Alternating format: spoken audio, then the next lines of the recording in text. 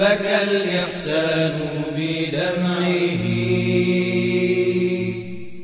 وشكى المجد من ضياعه.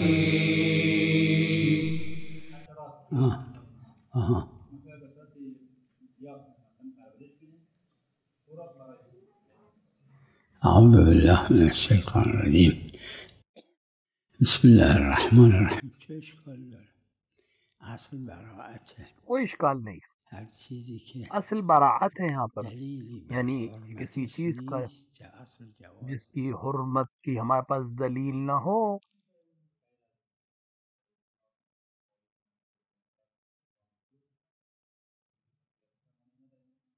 این محل خلاف جماعتی اس پہ اختلاف ہے علماء میں. همینه که نه همه نجاسات ایک جماعت اور بھیجا بھی نظریہ کہ نہیں، جلال شدن حیوان نیست. کا نجس جو ہے وہ انسان اجلکم اللہ جلال ہونے سے یعنی حرام کھانے سے وہ نجس نہیں ہوگا، صرف انسان کے لیے ہے کہ اس کی نجاست اگر کھائے تو نجاست ہوگی. بله.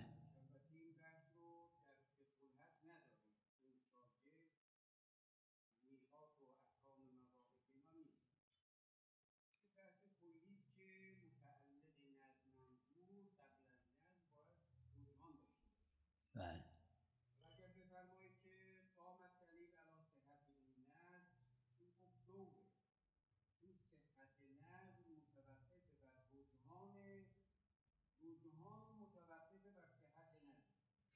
کی گفته کون صحت کہتا نظم متوقف بر رجحان کہ اس همون معاملے کو ہم قبول کریں؟ جس نے کہا ہے وہ اس نے خود بھی استثناء کیا ہے اس موضوع کو. یکی حج و یکی سفر.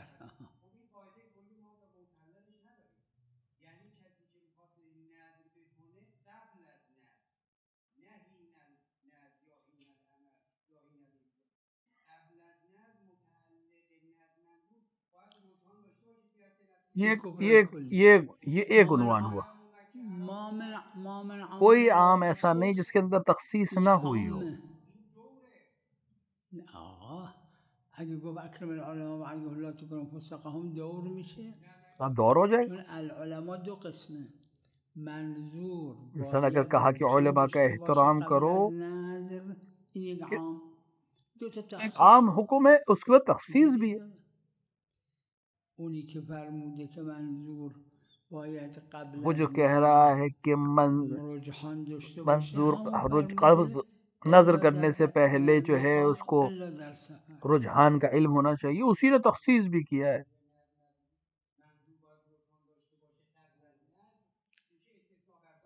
چرا استثنا چگیری داره؟ اگر این نبود اگر یہ بات نہ ہوتی کہ نظر کرنے سے پہلے رجحان یعنی خدا کو پسند آنے والی چیز ہونی چاہیے تو پھر ہم منع کر دیتے، لیکن یہ پہلے سے ہمارے پاس. خود دلیلی که عام گفت خود دلیل دو تا تخصیص داد چگیری داره؟ نه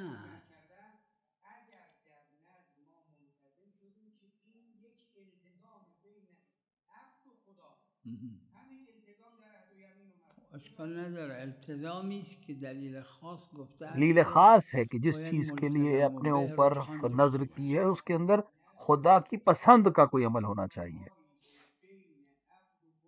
نظر فقط التزام ہونا نہیں ہے. فقط التزام نہیں. نظر دو چیزیں، ایک یہ کہ اپنے اوپر کسی چیز کو مسلط کرنا، دوسری یہ ہے کہ دلیل نے کہا ہے کہ اس کے اندر رجحان ہونا چاہیے. یہ قسم میں نہیں ہے، یہ نظر میں ہے. دونوں کا فرق یہی پہ ہے. اس میں شریعت نے کہا ہے، اس میں نہیں کہا ہے.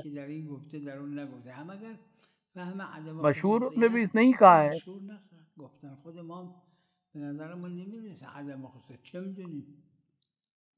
اور خود نظر اور کے احکام اور قسم کے احکام بہت سے فرق کرتے ہیں آپس میں، تو لہٰذا دونوں الگ الگ چیز ہیں.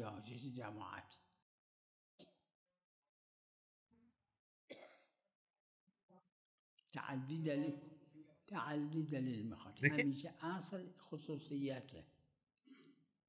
عدم فهم خلاص عدم خصوصیت جیسے فرق ہونا ضروری ہے جیسے ہر دوسری جگہ پہ. ایسے جای دیگه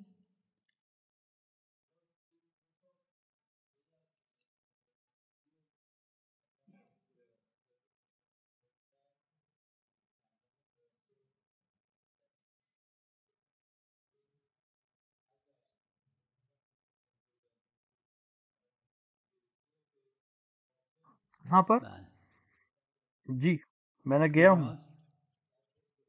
بله رفتم من زیاد. بله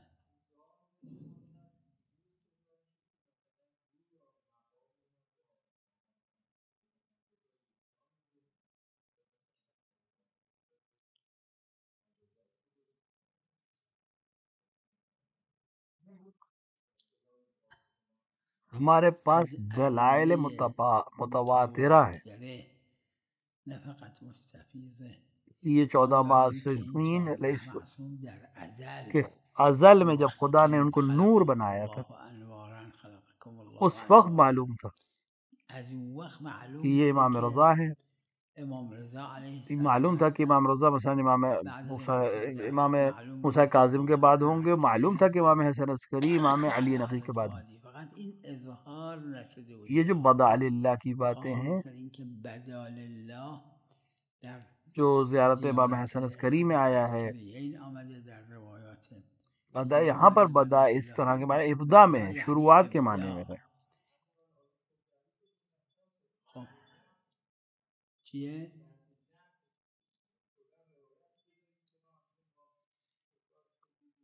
اس کو جمع کرنے کا طریقہ یہ کہ یہ اس طرح سے تھے در عبادت و زہد و تقوا کہ لوگ خیال کرتے تھے کہ ایسا ہو جائے گا، یہ امام ہوں گے.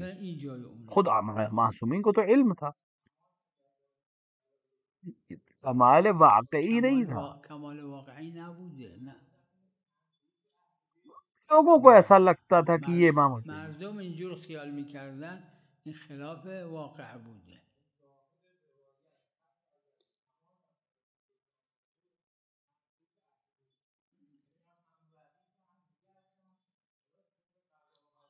ابھی میں پہلے نہیں کہہ رہا، ابھی کہہ رہا ہوں. من اول نمیخواستم بگم حالا میگم. یہ دونوں روایتیں جو ان کی سند کو دیکھیں، سندشو ببینید سند بھی ضعیف ہے. میں پہلے نہیں کہنا چاہ رہا تھا. چی چیزی معلوم نہیں ہم چیزی همون زیارت امام عسکری ویسے بھی قاعدے توساموں کے تحت ہم قبول کر رہے ہیں، یعنی زیارت کی فکر ہے. لوگ ایک خیال کرتے ہیں مردم یہ چیز خیال میکردن. این بیان کیونکہ دوسری طرف متواتر ہے کہ یہ معصومین کا سلسلہ اور طریق یہ بالکل ہے. مثلا یہ اس کا طریقہ یہ کہ یہ زہد اور عبادت میں ایک ایسے مقام پر تھے کہ لوگ یہ سمجھتے تھے کہ یہ امام ہوں گے. لوگوں کو گمان تھا، نہ کہ اصل واقعی ایسا تھا.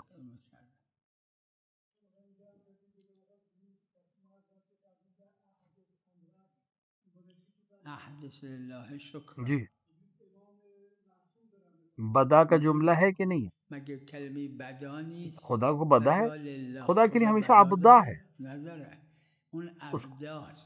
کلمات عرب میں غیر عرب کلمات سے زیادہ معنی اور ایک دوسرے کی جگہ پر استعمال ہوتے ہیں.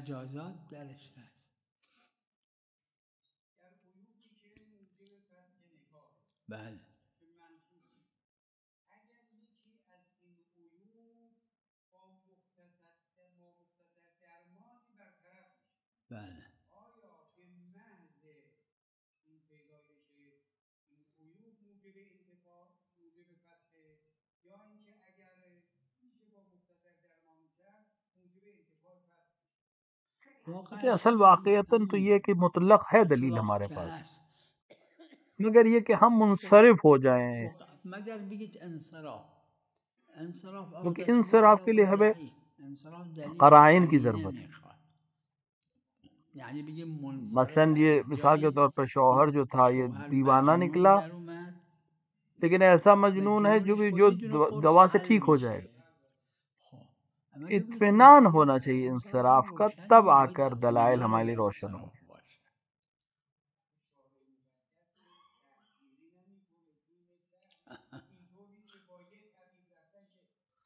آپ کہیں انصراف، ہاں اگر آپ انصراف کو قبول کر لیں گے، اگر آپ انصراف کو قبول کر لیں تو مسئلہ حل ہو جائے. اس مورد کے علاوہ اطلاق نہیں،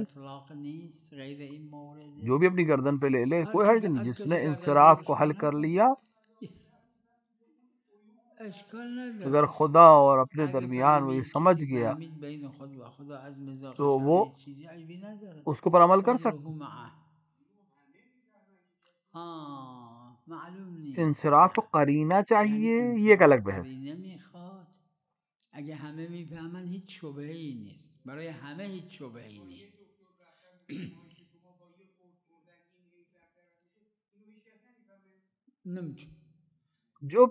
جو سمجھتا ہے وہ اس پہ عمل کرے گا. هر کی میفهمه، اگه همه هستن یا یکی هستن میشه فتاوای شاذه. البتہ اصحاب کے درمیان بہت شاذ ہے، بہت نادر ہے یہ بات. اس کی بحث نہیں ہوئی ہے اس کے اوپر اس طرح سے. لا ضرر میں اس طرح کی باتیں نہیں کی گئی. جو میرے پاس کتابیں ہیں اور اس کی تفاصیل بھی میرے پاس ذہن میں نہیں ہے کیا کہ دوسری جگہوں پر اگر وہ چیز حل ہو جائے گی ڈاکٹر کے پاس جانے سے، نماز جیسے روزہ، نماز اس کے لیے نہیں ہے. مثال کے طور پر روایت ہے وہاں پر نماز اس کے لیے نہیں ہے جو کھڑا ہو کے نہیں پڑھ سکتا. لیکن اگر ڈاکٹر کے یہاں جا سکے، دوا کھا لے یا انجیکشن لگوا لے تو کھڑا ہو سکتا ہے.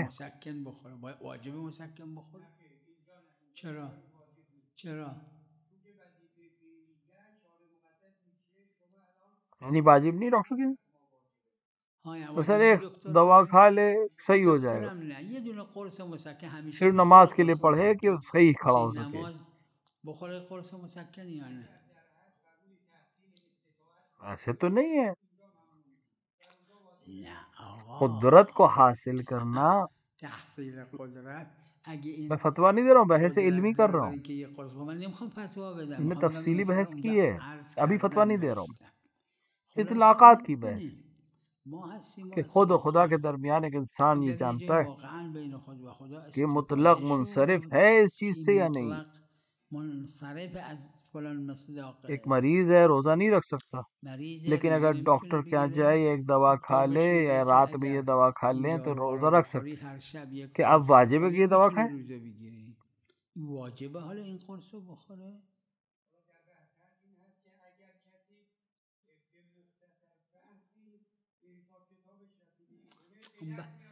وہ شبہ موضوعیہ کا بحث ہے، وہ تو بالکل الگ ہے، اس کی بات الگ.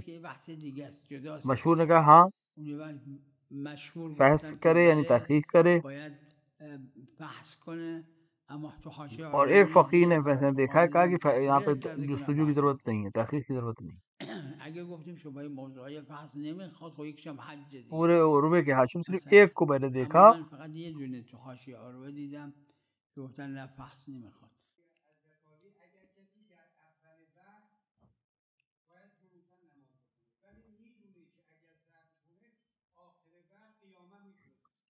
اکثر نے کہا ہے کہ اگر جانتا ہو کہ آخر وقت میں کھڑے ہو کے نماز پڑھ سکتا ہے کہ تو صبر کرے.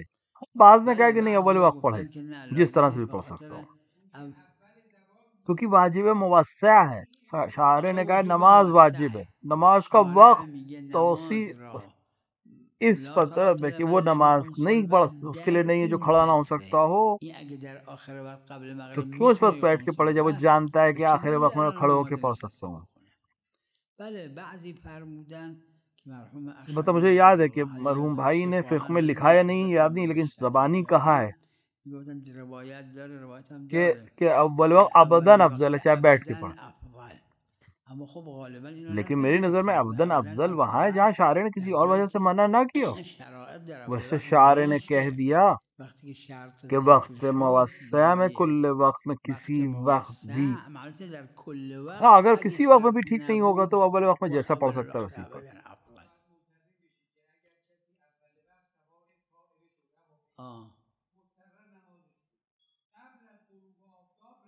اگر غروب سے پہلے جانتا ہو کہ میں پہنچ جاؤں گا،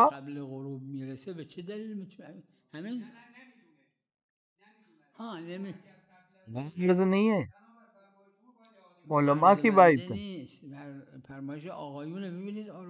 کہ اگر جانتا ہو بعد میں کشف خلاف ہو کہ غلط اس نے سوچا تھا تو بعض پھر علماء اگه میدونه که آخر وقت میرسه بالاجماع الان صحیح اجماع صورت غالباً ہے، اجماع عرض کردم بالاجماع اجماع این غالبا عرض کردم غالباً کہہ لیں شفاهن من شنیدم میگفت کہ مثلا آخری اما وقت میں غالبا کہ اگر نمیدونه آخر وقت کھڑے ہو کے پڑھ سکتا ہے نہیں تو پھر پہلے اختلاف کہ اول وقت جیسا پڑھ سکتا پڑھ، محل خلاف لیکن اگر یقین ہو کہ نہیں پڑھ سکتا تب تو پھر جیسے چاہے پڑھے.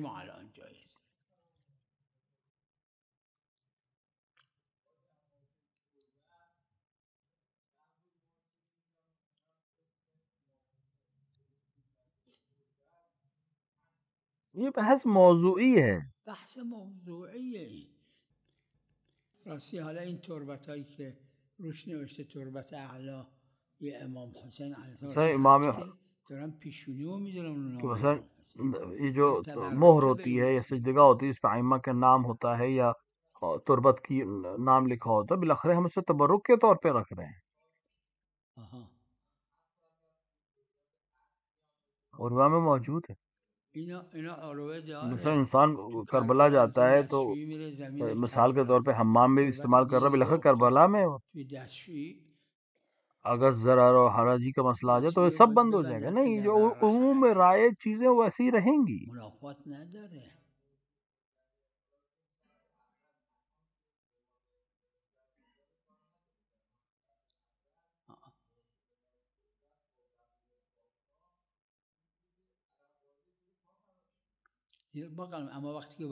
ہاں اگر عنوان سے مقصد یہ مثلا ایک خاک ہم نے نکالی کہ اس کو سجدگاہ بنائیں گے امام حسین سے کے نام سے منسوب کر کے تو اس کا احترام واجب ہو جائے گا.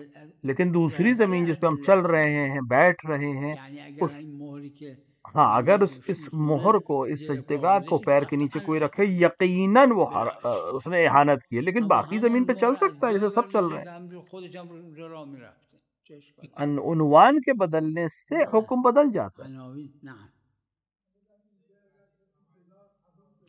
وعلیکم السلام ورحمۃ اللہ وبرکاتہ.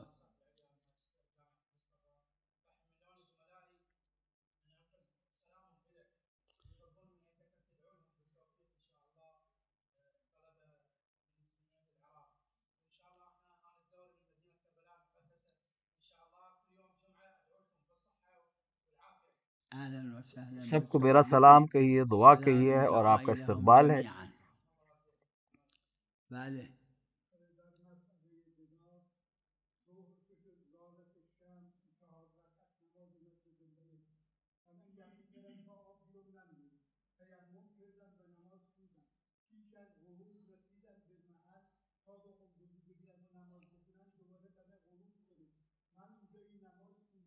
ان سے کہیے جو یہ بات کہہ رہے، میں نہیں، میرا نظریہ یہ نہیں ہے. انہوں نے جنہوں نے اس کا قبول کو جس قول کو قبول کیا اس کی وجہ بھی ہے. شاعر نے کہا ظہر 4 رکعت نماز پڑھی، شما 4 رکعت نماز بخونید تو یہ 4 رکعت وضو کے ساتھ ہونی چاہیے. بس اس کا مطلب یہ ہے کہ اگر ظہر سے مغرب تک کسی وقت بھی آپ وضو نہیں وضو سے اور مثل شارع کو تیمم وضو سے نماز پڑھی، لیکن آپ نے تیمم سے نماز پڑھی. اب اس کو یہ ہو کہ میں مغرب تک میں تیمم سے ایک وقت میں وضو سے پڑھ سکتا، تو یہ تیمم سے نمازہ پڑھے تاکہ میں وضو سے باز پڑھوں. بعد میں کشف خلاف ہوا تو یہ کیا کریں؟ اختلاف اس کو علم. میرا نظریہ یہ کہ اگر مثلا جانتا ہے کہ مغرب تک پانی نہیں ملے گا، اس نے تیمم سے نماز پڑھ لی اور اتفاقاً پانی آ گیا، اما جماعتی گفتن وجه فرمایششون همینه که عرض کردم.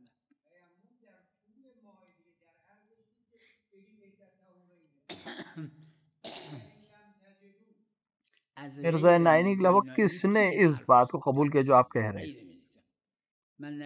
لا ضرر رخصت ہے، اجازت ہے یا عزیمت ہے؟ رخصت ہے یا عزیمت؟ عروہ و حواش لا ضرر رخصت وقت کے رخصت ہے، یہ جاہایی ایک جگہ پہ پانی اس کا نقصان دے لیکن اتنا نہیں ہے کہ بہت زیادہ ہے تو رخصت ہے اس کو تیمم کرنا.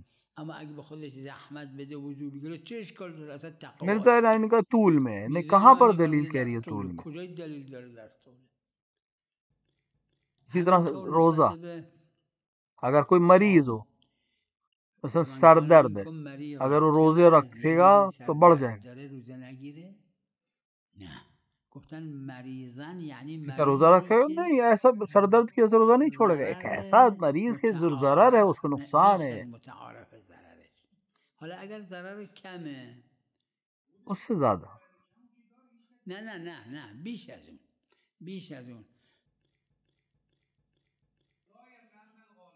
مراجع معروف میں سے ایک شخص، میں نام نہیں لوں گا، کربلا میں آئے تھے زیارت کے لیے. مجھے مغرب سے 2 گھنٹے پہلے بالکل بے حال ہو گئے، اتنے بے حال ہو گئے تھے کہ ذکر نہیں بول پاتے. مثال کے طور پر اسی مغرب ہوتی نماز افطار کرتے ٹھیک ہو جاتے. پھر بات بحث کر رہے تھے کہ دیر پر روزہ ہے کہ نہیں. اگر اس طرح ہے، سر درد نہیں ہوگا، چکر نہیں آئے، بے حال ہو جائے، حتی ذکر نہیں کر سکتا، مثلا میں آنکھ بند کر کے لیٹ گیا لیکن افطار کے بعد میں ٹھیک ہو جاتا ہوں، تو میرے لیے روزہ ہے یا یہ ضرر میں ہے؟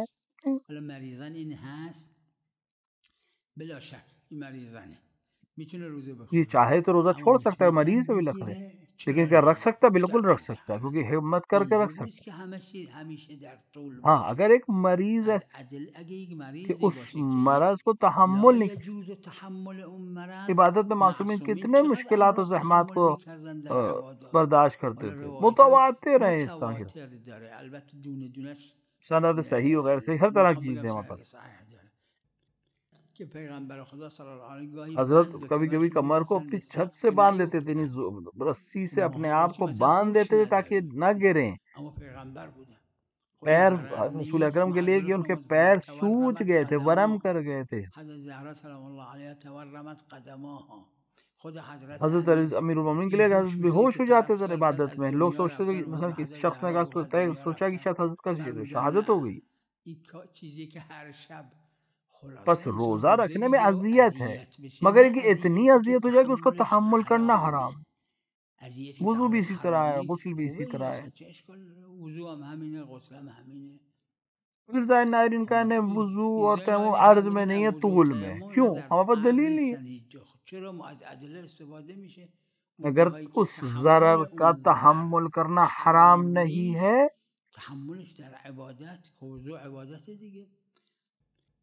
تو انبیاء کی سیرت پہ عمل کرتے ہوئے اس فضیلت کو حاصل کرے، ولو تھوڑا سا رنج ہوگا، اس کو تکلیف ہوگی.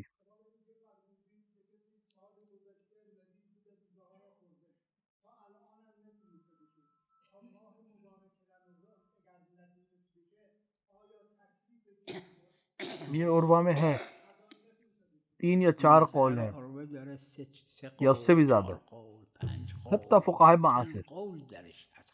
یعنی اگر وہ مریض جس مرض میں، البتہ اجماعی ہے اس پر، جس مرض کی وجہ سے روزہ اس نے نہیں رکھا،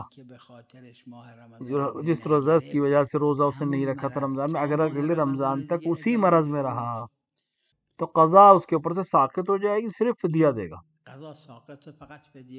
بعض جگہ ضروری نہیں کہ وہی مرض ہو. ایک مثال کے طور پہ کوئی مریضی تھی، اس کے اوپر ٹھیک ہو گیا، دوسرا کوئی مرض ہو گیا، پھر روزہ نہیں رکھ سکتا یہاں تک کہ اگلا رمضان آ گیا. بعض نے کہا کہ یہ بھی ساقط ہے، بعض کہتے نہیں ساقط نہیں، بس حتی عذر ہو. مثلا رمضان میں سفر تھا، روزہ نہیں رکھ سکتا. مریض ہو گیا رمضان کے بعد 11 مہینے روزہ نہیں رکھ سکتا، کیا روزہ ساقط ہے؟ مرحوم نراقی نے کئی روایتوں کو نقل کیا تھا کہ اگر 11 مہینے معذور ہو روزہ رکھنے سے اور وہ معذور جو جس کے لیے جائز تھا روزہ رکھنا، جایز بوده روزه بگیره اما جایز بوده نگیره و در ماه معذور رہا ہو چاہے وہ مریض نہ ہو، نبوده اس کا حکم بھی یہی ہے۔ اس میں کئی قول ہیں اور اقوال مختلف ہیں کیونکہ متعدد روایات ہیں اس سلسلے میں۔ چون روایات متعدد داره مسئله فدیہ دیں، اس کو کفارہ نہیں کہتے، اس کو فدیہ۔ نه فدیه اسمش فدیه است ففدیتون قرآن فدیہ یعنی طعام مسکین فدیه جس نے روزہ نہیں رکھا ماہ رمضان میں کسی وجہ سے بھی روزه نگرفت ماه تو رمضان قضا به کر هر دلیلی باید اگر قضا نہیں کیا کسی بھی اگر دلیل سے قضا نکرد به هر تو دلیل پھر ایک فدیہ دینا این پڑے گا فدیه اسے بگردد. کیونکہ اس نے قضا نہیں کی اس کی۔ یعنی در اون سال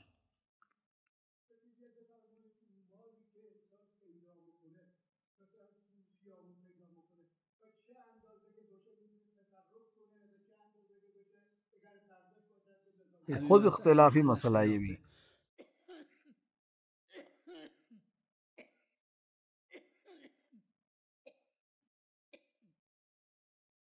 اور کئی روایات میں ہیں اس سلسلے میں، یعنی یہ چیز جو ہے سہم امام ہو جائے گی، چاہے فقیر سے اجازت لے، اگر اجازت دے دی تو وہ استعمال کر سکتا۔ میرا نظریہ ہے بعض نے کہا کہ واجب صدقہ دے، روایات مختلف ہیں، فقہاء نے الگ الگ طریقے سے سمجھایا، اس کو الگ الگ فتوے دیے۔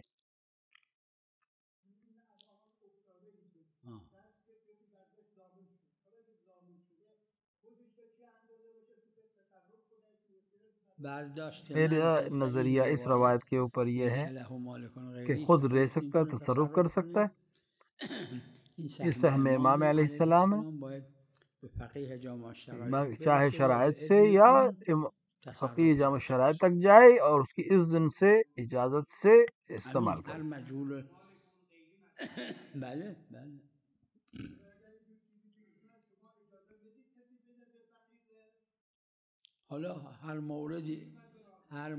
جس مورد میں بھی اجازت لی ہے مجھ سے مانگی، میں نے عادتاً اجازت دی ہے۔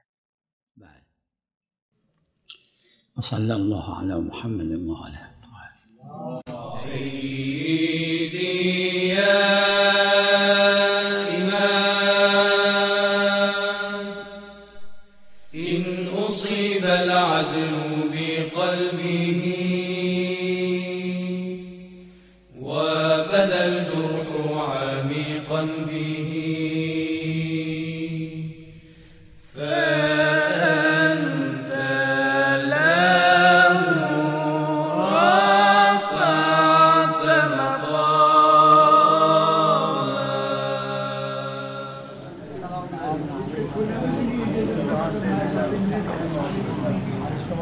دعاوی حضرت دعاوی حضرت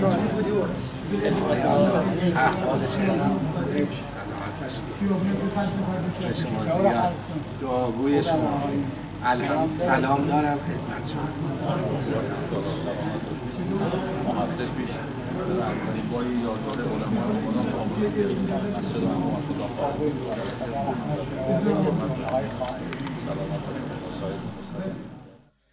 يا إمامي أنت عنوان الكمال في